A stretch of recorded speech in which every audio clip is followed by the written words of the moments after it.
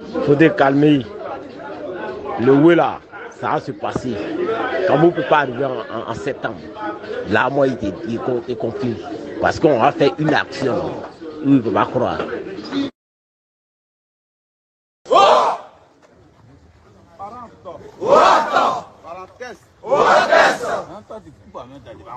Merci pour cette mobilisation prompte, camarades. Merci pour votre engagement pour la cause de l'école ivoirienne. Je persiste et je signe.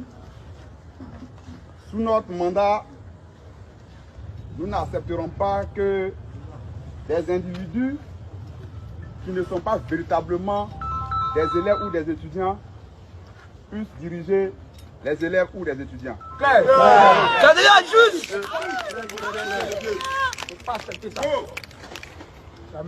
Quand on s'est engagé à faire la mue de notre organisation, on s'attendait à toute attaque, à toute opposition possible. Mais vous savez, même pour manger, on fait face à des difficultés. Ce n'est pas une cause aussi noble qui peut être exécutée sur le terrain sans embâche. C'est pourquoi je tiens à vous rassurer de ce que il n'y a pas de feu à la demeure. On voit déjà qui sont ces manipulateurs qui voudraient traîner le nom de notre organisation dans la boue.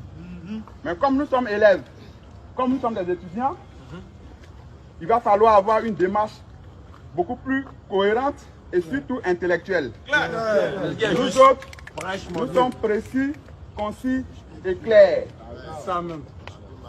Un bon combattant, avant d'engager la guerre, doit être sûr et certain de gagner la guerre. On n'est pas sûr de gagner un combat, on ne l'engage pas. Et quand on est à la tête d'une organisation comme la FESI, il y a des hommes qu'il faut protéger, il y a des camarades qu'il faut protéger, il y a des vies qu'il faut protéger, il y a des intérêts qu'il faut défendre. Nous allons défendre les intérêts comme il se doit. Je vous rassure que après ici, chacun va rentrer allègrement chez lui. Il n'aura absolument rien. C'est vrai qu'il faut être prudent, mais il n'y a rien. Bon.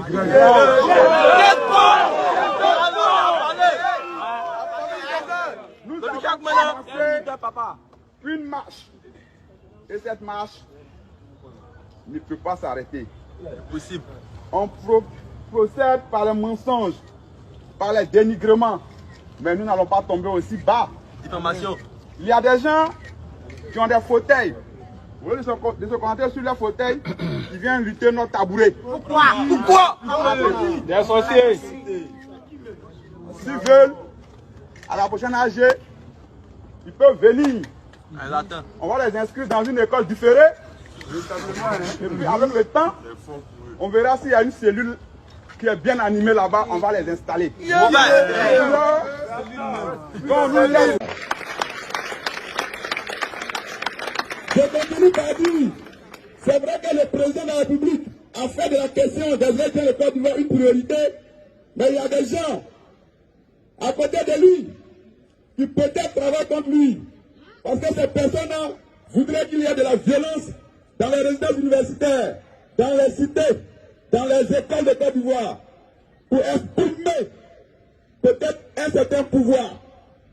Nous ne savons pas quel est le pouvoir qu'ils voudraient exprimer en ayant de tels comportements.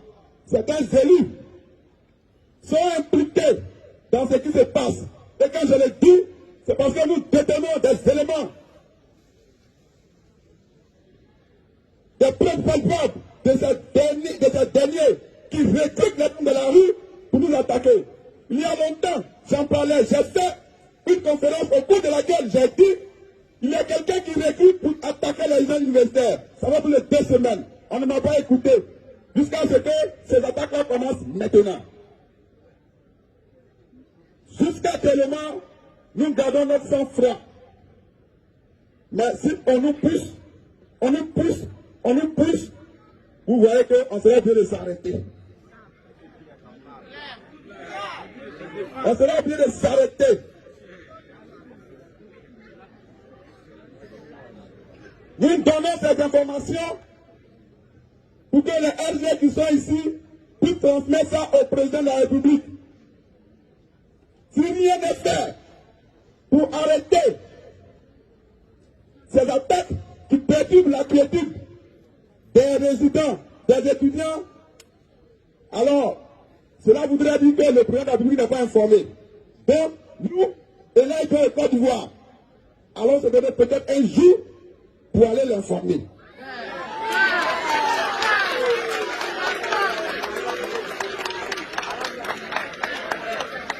Depuis mon arrivée à la tête de cette organisation, fin décembre, nous sommes en mai, nous sommes en avril, mai. Cela voudrait dire que c'est 5 mois. 5 mois. Alors en 5 mois, qu'est-ce qu'on a pu leur faire pour que les gens s'excitent autant? Certains disent qu'ils ne me maîtrisent pas. Mais je suis étudiant en sciences éco. Si vous voulez des informations sur moi, venez, on va vous donner. Vous voulez me maîtriser, pourquoi?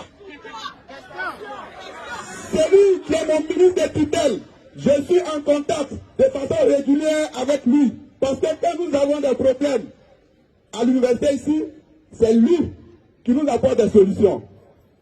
Je voudrais aussi le remercier. Vous voyez la question des inscriptions, on n'a pas besoin de faire grève. La question du BTS, on n'a pas besoin de faire.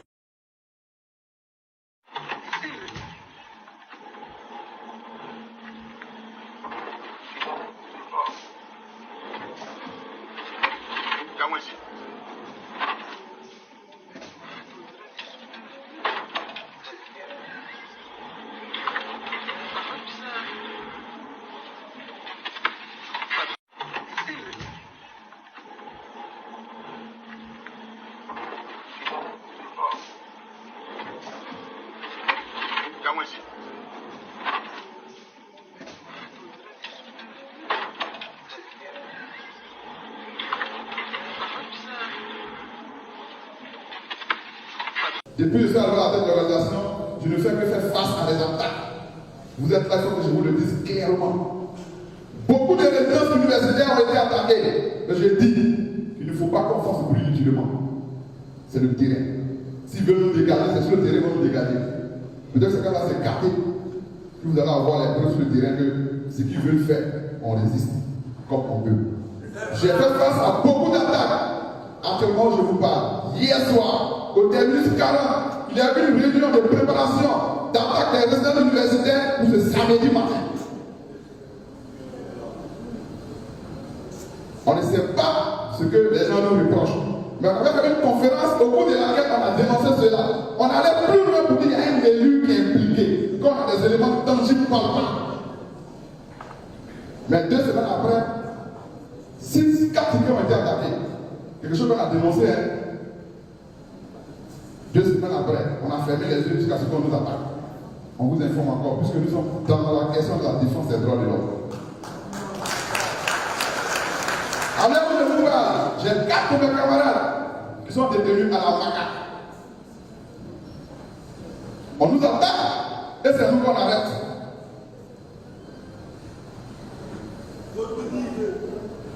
Il y a de la manipulation. La team, vous venez d'écouter cette vidéo que je viens de vous présenter. Et vous avez vu les véritables assassins. Parce qu'aujourd'hui, le secrétaire général, M. Kambouzié, qui a même été enlevé la nuit dernière à 4 h du matin par des encagoulés une fois de plus et a été déporté à la prison de San Pedro selon plusieurs sources administratives et pénitentiaires. Vous avez vu dans la vidéo que je vous ai présentée que ceux qui préparaient un coup pour en finir de manière directe avec la FECI ont pris la peine de se préparer et rien n'a été laissé au hasard. Vous pouvez vous-même voir que le maréchal et le pédo-ministre, M. Amadou Coulibaly et le maréchal Kabé ont orchestré, préparé tout ce qui s'est passé. ils ont recruté des personnes. Et il faut savoir que c'est Cissé Ibrahim Bakongou qui a recruté ces personnes. Il faut savoir que la FESI est l'un des rares syndicats à avoir combattu Cissé Ibrahim Bakongou dans tout ce qu'il a eu à faire ou dans tout ce qu'il voulait faire. Et pour lui, c'est quelque chose qui n'est pas acceptable. J'ai l'habitude de lui dire ici qu'au RHDP, on est très rancunier. Ça veut dire si vous arrivez à tenir tête à ces gens-là et qu'ils font semblant d'avoir accepté d'être passé à autre chose, dites-vous que vous êtes un ricochet. Tôt ou tard, ils vont faire demi-tour. Et ça peut dire aussi souvent à Soro Guillaume que la position qu'il a prise avec Alassane Ouattara, il serait très naïf pour lui. Je dis, mais il serait très naïf pour lui de faire machine arrière et de venir en réconciliation avec Ouattara. Il va tomber plus bas que terre. Et même Adama Bitogo, qui, selon certaines sources, voudrait se présenter aux élections présidentielles. Mais avec les menaces d'Alassane Ouattara, il a tout de suite déposé les armes. Nous avons vu qu'à un moment donné, il y a eu toutes les attaques contre lui. C'était bien évidemment pour le dissuader de penser même une seule seconde au poste de la présidence de la République. Aujourd'hui, il a tourné la page et il soutient totalement le président Ouattara. C'est donc pour vous dire que même lui qui est là, M. Adama Bitogo, il y a des éléments pour faire qu'il recule au cas où il veut un peu déranger. Et dès que tu es dans le collimateur d'Alassane Ouattara, tôt ou tard, s'il peut, il te fera tomber. Tôt ou tard, s'il peut, il te fera tomber. Tôt ou tard, s'il peut, il te fera tomber. Le président Laurent Gbagbo l'avait dit, Alassane Ouattara, c'est un menteur. C'est quelqu'un qui fait que de l'esbrouf. Et vous me combattez pour quelqu'un que vous ne connaissez pas. Les plus chanceux seront soit en prison, soit en exil. Pour le reste, vous seriez morts. Et aujourd'hui, on a des plus chanceux comme Soro Guillaume qui sont en exil. Mais il y en a qui sont morts, à l'instar d'Amadou Gon Coulibaly, que son âme repose en paix. Ahmed Bakayoko. Nous avons pas mal de ministres même, des personnalités importantes dans le gouvernement d'Alassane Ouattara qui sont décédés. Parce qu'il fallait les éliminer.